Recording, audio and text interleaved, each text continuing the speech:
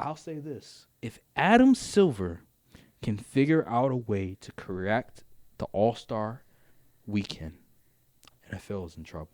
Play the song with your heart. Play the song with your heart. At one time. Next on the dock, I want to get to the in-season tournament for the NBA, and I have to say, it's been a success. It's been amazing. I was able to watch the Final Four. Number one, it was the Indiana versus the Bucks game, and then the Lakers versus the Pelicans game, which was an absolute embarrassment from the Pelicans.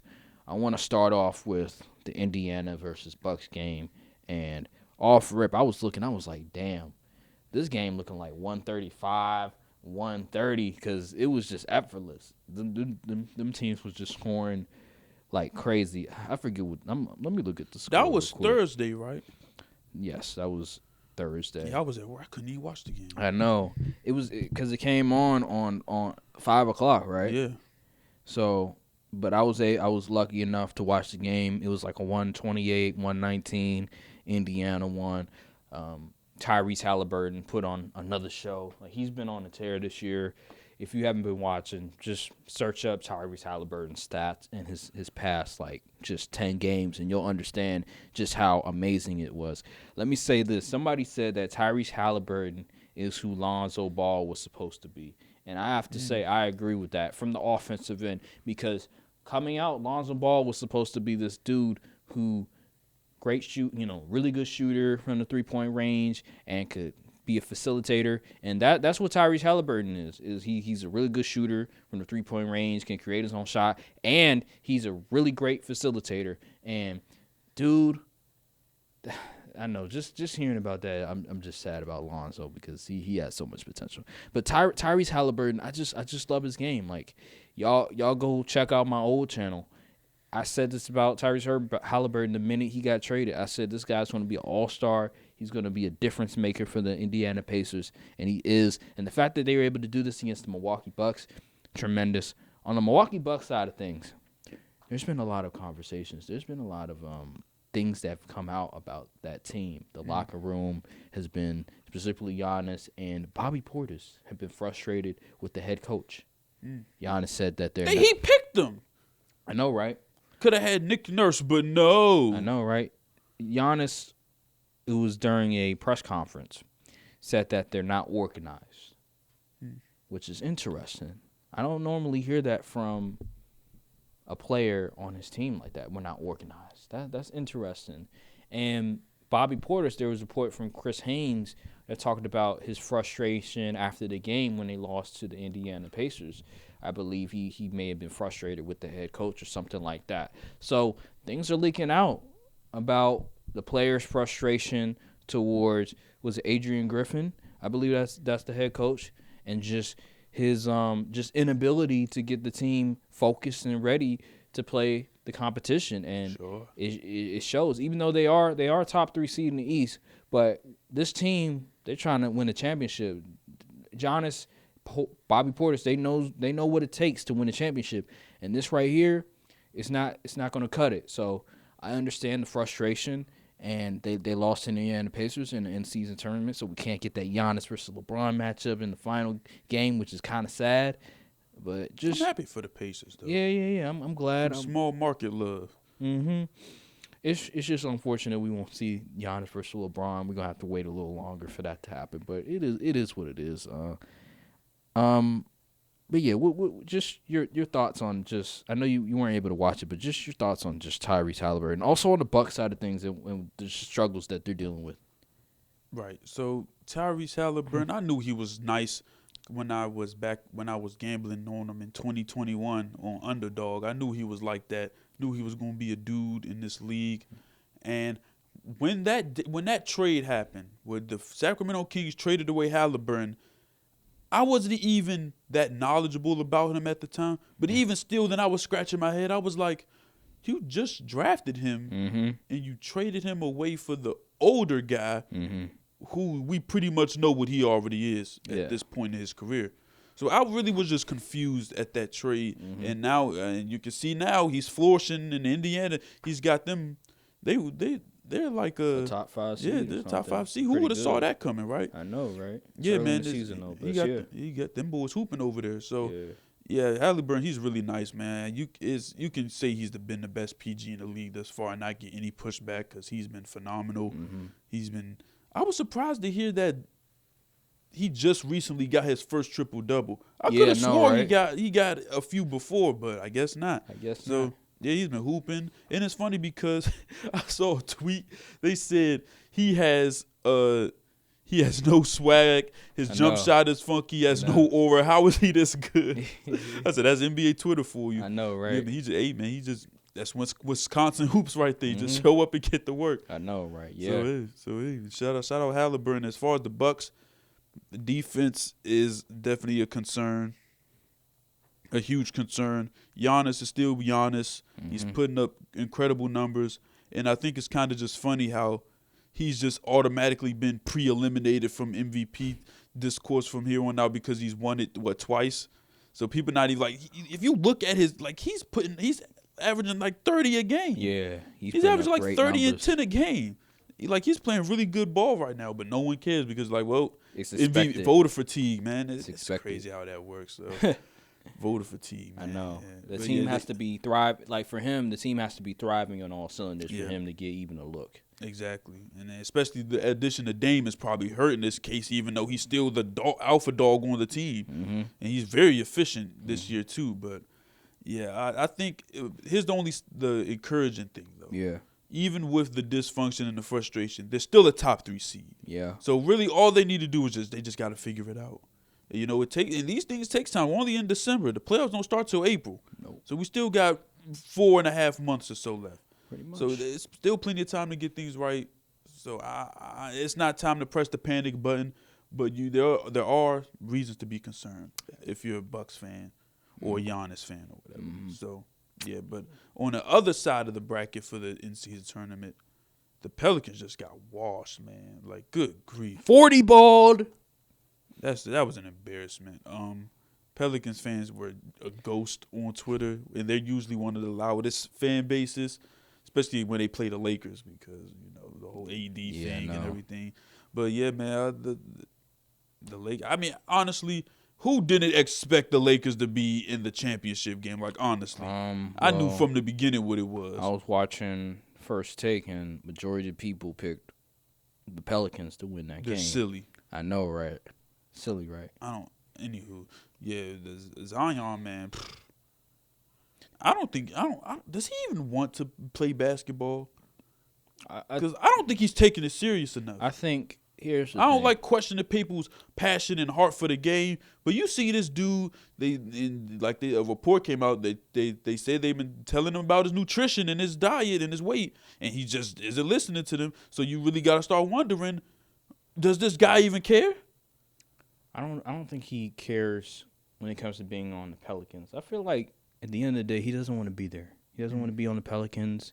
He's been trying to sign a contract ever since the draft lottery where he knew that the Pelicans were going to have the number 1 pick. He didn't want to be a Pelican. He wanted to be a Knick, and he doesn't want to be there. And it was from day one. He just doesn't want to be there. And I think part of the reason that his diet is so trash is, number one, his work ethic is horrible, but 2, he doesn't want to be there. And so what do?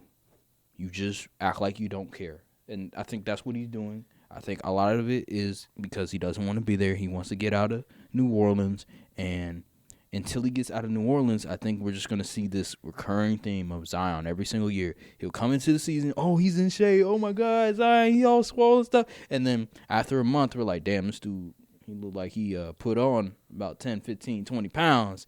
And that's just going to be the story going forward. And it's unfortunate because when you look at Zion comparison when he was in college versus when he's in league, dude was swole. Dude was jumping out the gym. He was blocking hella shots. Like, we were like, damn, this dude, he could be versatile. He could be a very versatile defender. He could do a whole lot of things. He was a playmaker. Now he's just running. And it seems like he hasn't really developed his game No, he hasn't. outside since getting into the league. He's got a little better as a playmaker, but that's pretty much it. Ja, he developed his game. He started passing the ball more. He started getting his jump shot in order. But Zion, on the other hand, it's like, well, he's still the guy that we saw coming out of Duke. He can just play make a little bit. He's just rim running. Yeah. And it's fun. It's weird because I remember his first game ever. We were like, oh, Zion, he making threes. Like, ooh, will this be a thing? And it just hasn't been a thing. He's just rim running, getting layups, and just dunking the ball. And that's about it. That's really what he's become. And it is what it is. I mean, I don't know. It's unfortunate. And they were down 40. And I was looking at I remember when the Pelicans beat the Sacramento Kings. I was like, thank God. I was like, yes, because the Pelicans put no fear in my eyes. As a Laker fan, there's no fear when it comes to playing the Pelicans because we match up well against them. LeBron always has his number against the Pelicans. The Kings, on the other hand, they're a different story. They're a pain in the ass. When we play the Kings, they're a pain in the ass because they running. Fox, he's electric. He can do whatever he wants. And is cooking up AD like that. Yeah, but it's funny because the Pelicans during that game, they were trying to like outrun us.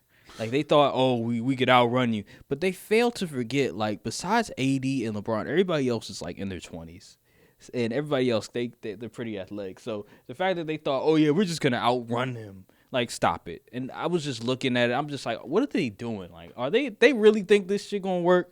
They really think they can just outrun us the entire game? Y'all are not the Kings. You do not have a De'Aaron Fox that can go 90, 94 feet the entire full court and think, oh, I'm going to get a layup. I'm going to get to the rim. Like, you don't have somebody like that. You got C.J. McCollum's a really good player, but he's not like that. Brandon Ingram, really nice player, but that's not his game. He's he's a half-court, mid-range type of guy, and he can create his own shot. That's who he is. All these other dudes, that's not who they are. And the fact that they thought they could do that is concerning to me. And it didn't work, and they went down 40, and they got their ass whipped, and LeBron put up a freaking show. This dude hit 3 straight threes. He had that fuck you 3, and oh my God, I was like, night, good night. LeBron didn't even have to play I think he had to play the fourth quarter, and I turned off the game after the end of the third quarter. I was like, yeah, this game is over.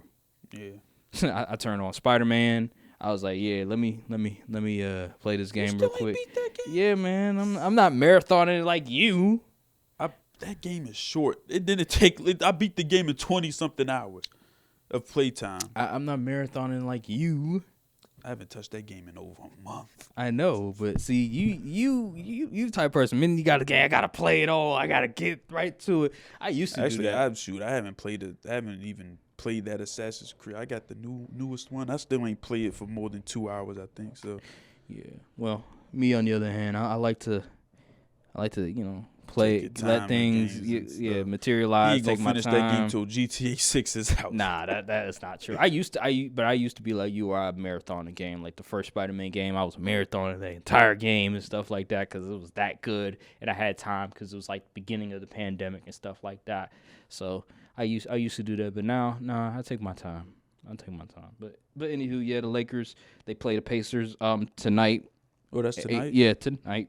8:30, so that'll be interesting to see. I have my Lakers going away, obviously, but I wouldn't be surprised if Indiana win this game. I want the Pacers to win, because small market stuff. I bet you do want the Pacers to win. You don't want to see LeBron thrive. This does not count towards anybody's legacy. You sure? No. Oh, we not making this a thing. We not doing that. We not doing being the first person to win. It will hold zero weight. Zero. Okay. It should be stricken from the record books. From the record books. Well, all the points count. Well, I'm talking about like the thought, the whole allure of a championship. No, bro, we not doing that. All right. If it ain't in June, I ain't trying to hear it. Okay. Fine. Whatever you say. All right. I want to talk about something. Is the NBA making a comeback? Because let me say this. The in-season tournament has been a success. The NBA play-in edition has been a success. They didn't eliminate load management, but they sort of lessen sort of these players' ability to like sit out games because of load management. This year has been I haven't a seen success. Kawhi play this many games in a minute. Paul George too. This season has been a success. Yeah. Is the NBA making a comeback? I hope they do. I was tired of the NFL running everything Let me say this. all the time. Let me say this. I say that because I look at the NFL. They're always going to have great numbers from ratings wise. They're always going to have people viewing the games. The product on the field this year has not been up to standard. Bingo. Ding, ding, ding, ding, ding. Here's the deal. We got Jets in prime time and stuff. I'm like, come on, cuz. The NFL, how long are they going to get away with putting out mid product without changing things up, without trying to implement new things to get more fans excited for certain matchups? The NBA, Adam Silver, he's taken another step. He's tried to implement different things to get people excited, and it's worked. Play-in and in-season tournament. Like this in-season tournament, the Pacers versus the Milwaukee Bucks, I was so excited to watch that game. And the Lakers versus Pelican game before it became a blowout, I was so excited to watch that game. Did you know the Pelicans versus Lakers game was the highest viewed game of the season? In-season tournament game. So that just lets you know that it was a success. I'll say this. If Adam Silver can figure out a way to correct the All-Star weekend, NFL is in trouble. Not saying that they're going to take all of their viewership and everything like that, but they might steal some views from the NFL. They better watch out. I'm just saying. If Adam Silver can fix All-Star weekend, the NFL is in trouble. I mean, well, the NFL's not even going to be in season by that time. So. But like the entirety of the NBA season collectively, okay. I see what you're saying. Going up against the NFL season, they need to watch out. I mean, I still don't think so either because there's no games on Sundays. I don't think there's any games on Mondays either, and I don't think there's any games in the NBA on Thursday. Well, they do have some games on Monday. Like I know, like when it comes to Martin Luther King Day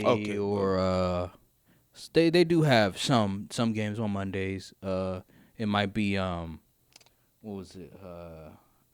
Might be like Chinese New Year or stuff like that. They might have some games. Usually on when Monday. the NFL's playing, they not even Thursday night. Well, that was kind of an abnormality. I'm just saying, like Thursday night. And I don't blame them for choosing that week because you kidding me? Who wants to see the freaking Patriots and the Steelers play? But yeah, this ain't 2019 to 2018. Christmas Day. NFL just started. I know, putting games. but I'm just saying, like, if NFL keep bull jobbing with these Christmas Day games, I think Christmas Day is actually decent this year. Let me see. All I'm saying is that NFL do not be complacent. The NBA, what they're doing right now, Adam Silver. It's only one good game this year. Adam Silver, what he's doing right now, he has made the NBA so much better. And the NFL, Roger Goodell, wake up. Stop giving up these bad matchups on prime time. Give us what we want. Stop thinking that, NFL is king, everybody's going to watch it regardless. No! Give us something new, something innovative. The Pro Bowl stinks. Give us something better. Sure. That's all I'm saying. NBA, they're doing a phenomenal job. If they can fix the All-Star weekend, oh my God, it'll be a home run. Adam Silver will go 3 for 3, which is unbelievable.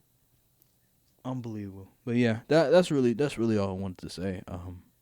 I will say this: the in-season tournament. If I was Adam Silver, because this was a success, I might